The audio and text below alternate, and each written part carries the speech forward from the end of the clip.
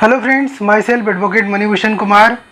आज हम डिस्कस करेंगे एक इम्पॉर्टेंट टॉपिक के बारे में, और टॉपिक ये है कि अगर लॉकडाउन का उल्लंघन करते हुए आप पकड़े जाते हैं तो आपको सरकार क्या सज़ा दे सकती है। सबसे पहले इसे समझने के लिए हम जानेंगे भारतीय दंड संहिता की धारा 188।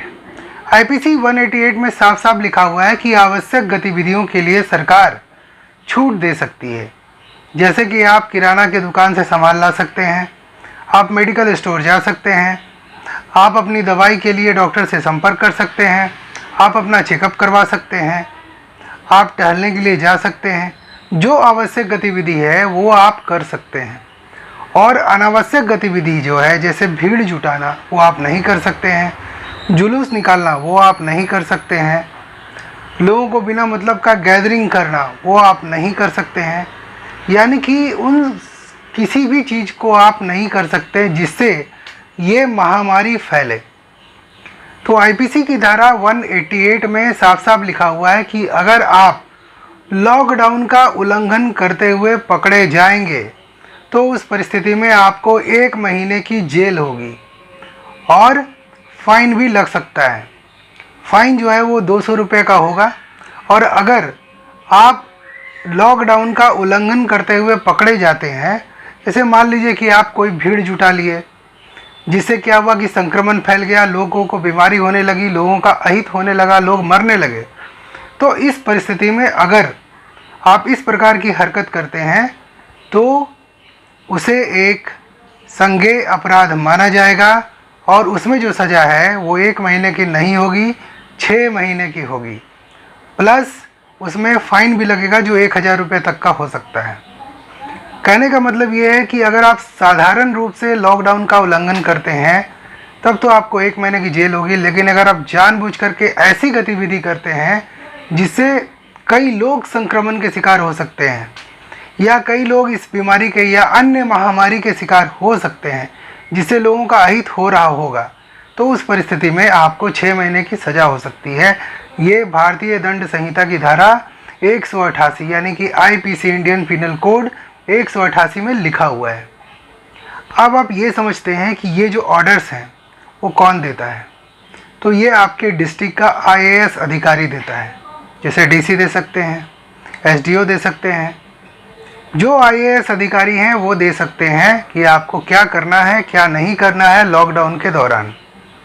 लॉकडाउन लगाया क्यों जाता है? जब जब कोई महामारी आती है तो सरकार उस महामारी को रोकने के लिए, उसकी चेन को तोड़ने के लिए, जैसे संक्रमण का फैसला, अभी संक्रमण जो है अभी क्या कर रहा है, फैसले कर रहा है मौत का, यानी कि लोग संक्रमित हो रहे हैं और उनकी मृत्यु हो जा रही है।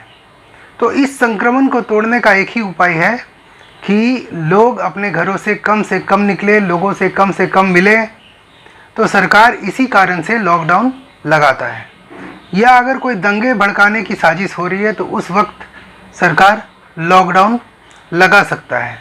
यानी सरकार का जो मुख्य उद्देश्य होता है वो होता है पब्लिक की सुरक्षा। और अगर कोई व्यक्ति पब्लिक की सुरक्षा में, पब्लिक का अहित करने में आगे रहता है, यानी लॉकडाउन को तोड़ने का प्रयास करता है, तो उस परिस्थिति में उसको आईपीसी की धारा 188 के तहत जेल भी हो सकती है। यानी पुलिस आपको उठा कर ले जाएगी, लॉकअप में बंद कर देगी और चालान आपका काट देगी। यही होता है। किसी भी मजिस्ट्रेट के द्वारा इस केस को देखा जा सकता है, और ये एक बेलेबल ऑफेंस होता है, यानी कि इसमें बेल मिलने की चांस होती है, और ये कॉग्निजेबल ऑफेंस यानी कि संज्ञेय अपराध है। तो इसीलिए मेरा आपसे हाथ जोड़कर रिक्वेस्ट है कि कभी भी लॉकडाउन का उल्लंघन ना करें, क्योंकि महामारी जो है वो अपनी चरम पर है। आगे हम लोग ये समझते हैं कि इसमें क्या क्या खुलेगा, क्या क्या बंद रहेगा।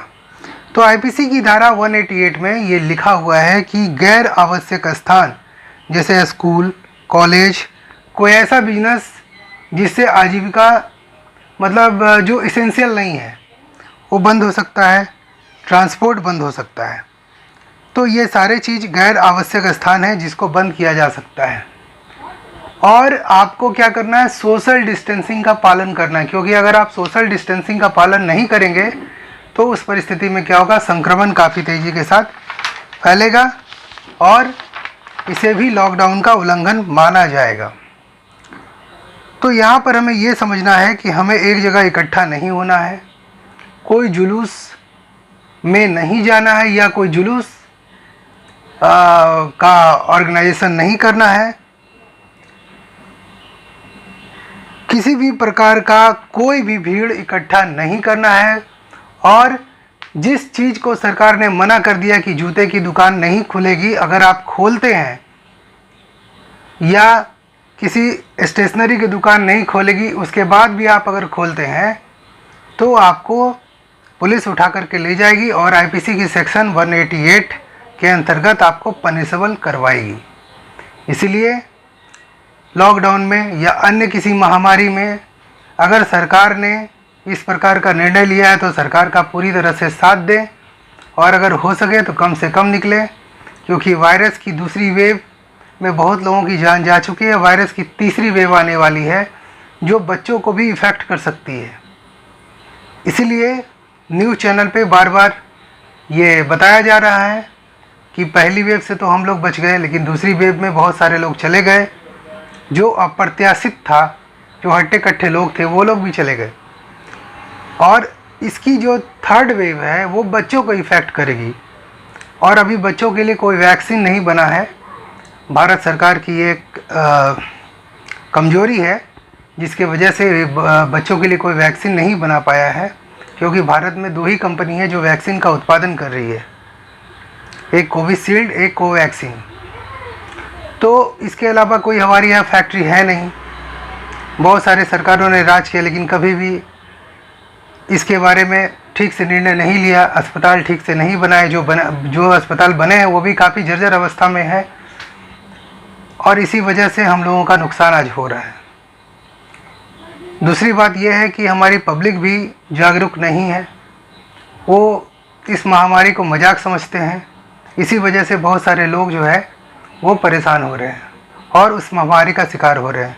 इसलिए कम से कम लोगों से मिलें ताकि वायरस का संक्रमण ना हो और डबल मास्क पहने और हो सके तो सोशल डिस्टेंसिंग का पालन ज़रूर करें ताकि आप आईपीसी की सेक्शन 188 में ना फंसें और पुलिस आपको उठा के लेके ना जाए।